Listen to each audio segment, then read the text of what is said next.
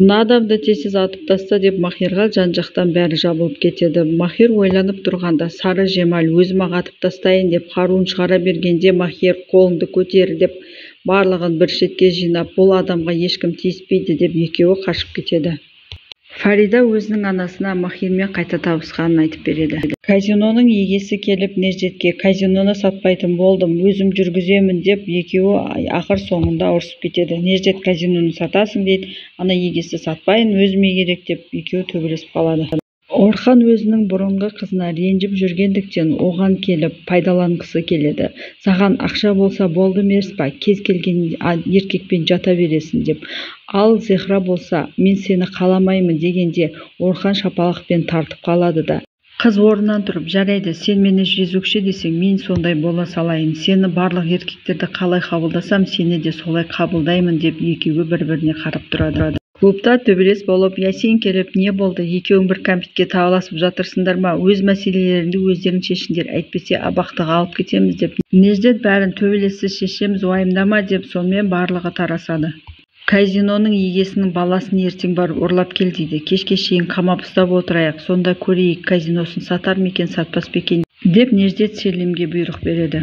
Махир кеткеннен кейін бас кеселер түсінбей отырады. Махир неге ана адамды өлтірмеді, ол не оның туысқаны ма, я болмаса оның бір жоғарыда бір танысы бар ма деп. Сөйтіп ол нәрсені шешуді Белгинге тапсырады. Ал өз арасында Сейста, мен ертең Орханнан сұрап көрейін, не дегенмен оның туған ағасы ғой, мүмкін ол бір нәрсе білетін шығар деп, бұл да ортаға қыстырылады.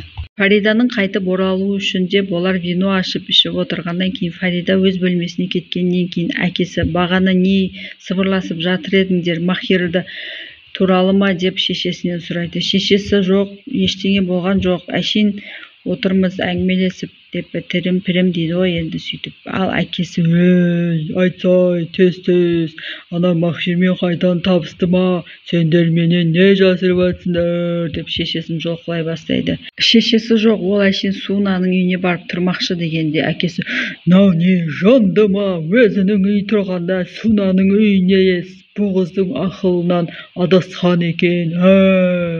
Ата-анасының ұрсып жатқан дауыстарын естіп, Фарида төменге түседі, не болып жатыр деп. Сол кезде әкесі, біреудің үйіне көшіп бару деген не ақымақтық, өзіңнің үйің тұрғанда, әлде бұл Махирға байланысты ма деп. Фарида жоқ, Махирға байланысты емес дегенде, әкесі, осы үйден тек күйеуге шыққанда ғана кетесің, оғанға дейін ешқайда кетпейсің деп ұрсады.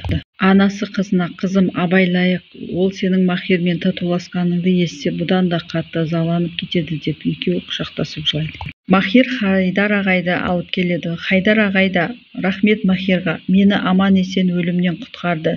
Ертең өзіміздің үйімізге ораламыз, онда тұрып, біраз өткеннен кейін үйімізді қалаған бағамызға сатып, оған да жаңа үй аламыз дейді. Сен мені ақшаға айырбастадың, көздегенің тек ақша болса, міне саған ақша деп қыздың үстіне ақшаны шашып өзі кетіп қалады. Қыз болса жылап қала береді. Орхан машинасына отырғаннан кейін өкіріп жылай бастайды. Не үшін екенін мен де білмедім. Махир келгеннен кейін Фарида сыртқа шығып кеткенде әкесі оны байқап, қызың қайда кетті деп, анасы далаға таза жұтып келуге кеткен шығар деп, барып қызыңды тауып кел деп әкесі айқайлап жатады. Фарида Махирға үйден алысырақ кетейік, әйтпесе әкем көріп қояды деп, екеуі сәл алыстау барып бір-бірін сағынғандарын айтып, бүгін не істедің, қандай пландар болды деп әйтеуір сөйтіп жатады. Фариданы іздеп шыққан анасы оны тапқаннан кейін, енді абай болайық, әкеңе бұлай жасама, ол бәрін біліп қою мүмкін дейді.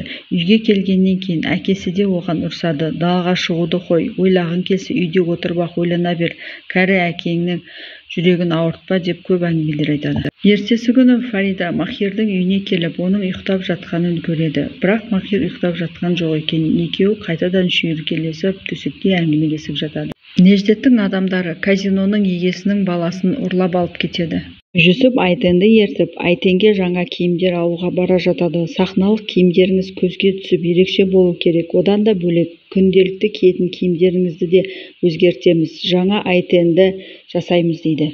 Орхан жеке басының шаруалары үшін Сейістен ақша сұрайды. Сейіс те, сенің ағаң кеше Хайдарды әкеліп өлтірейін деп жатқанда, оны бізден алып кетті. Сол жағдайын түсінбедім деп. Орхан болса, ол жай мақтаншақтық, өзінің сондай мінезін көрсеткіп, сендерден өзін биік ұстамақшы. Басқа онда ешқандай да ой жоқ дейді. Баланы ұрлап әкеліп, казиноның бір бөлмесіне әкеп жасырып қояды.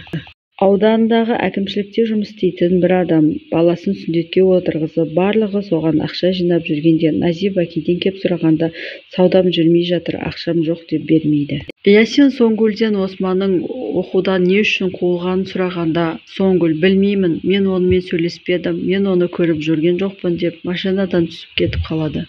Аднан ректорға келіп, екеуі қал жағдай сұрасқаннан кейін Аднан бір студентті оқудан шығарып жіберсіз. Министрдің өзі хабарласып, оны қайта алуларыңызды сұрап жатыр дейді. Наил деген адам келіп, мені қорқытқаннан кейін оны оқудан шығаруыма тура келді дейді. Өзім де өкініп тұрмын, жақсы оқитын студент еді дейді. Сейіс Орханның сұраған ақшасын әкеп береді. Соңгүл ойланып отырғанда, оған курстасы кеп, Османды сенің кесірінен оқудан шығарып жіберді, ал сен болсаң, тым болмағандай жүрсің дегенде, Соңгүл оны бос кабинетке апарып, мен де қатырып жүргенім жоқ, Османды өлерде ғашықпын, оны күні-түні ойлаймын, бәрі мені кінәлай береді деп жылайды. Белгин келіп, барлығы Хайдарды не үшін өлтірмегеніңді білгісі келеді, барлығы саған ашулы дейді.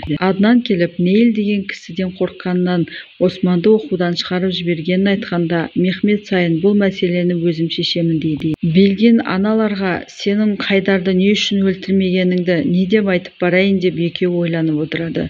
Сөйтіп, оның бір танысы бар екен жоғарғы жақта деп сондай ғып айтуға келіседі. Белгин де, ертең кешке 10-ға дейін саған рұқсат беремін, папкамды әкеп бересің, әйтпесе сенің бетіңді ашам дейді. Суна мен Фарида кездесіп, Суна қызық жайт білдім. Белгин мен Мұрат бір жетімханада өскен екен деп екеуінің құжаттарын көрсетеді. Орхан Сарыға келіп, Нилай менің ғана көңілдесім болсын, ол тек маған ғана қызмет жасасын деп Сарыға бір бума ақша береді. Сары да күліп қарап, бұны бірінші Нилайдың өзімен ақылдасайын, жауабын кейін айтамын деп Орханды қайтарып жібереді. Исмет Махирға келіп, Назиб Акидің жағдайлары онша емес, саудалары да болмай жатыр екен, ақшалары да жоқ екен дегенде, Осман, мен болған кезде де сондай еді, сауда аз еді деп, екеуі қалай көмектесу керек екенін ойланып отырады. Махир, мен ақша апарып берсем, ол оны алмайды дейді. Белгинге Мехмет Сайын мырза хабарласып, кездесуге шақырғанда Белгин таңғалып, әрі қуанып қалады. Достар, арнаға тіркеліп, лайк басып, пікірлеріңізді комментарийға қалдырып отырыңыздар. Сіздерге үлкен рахмет.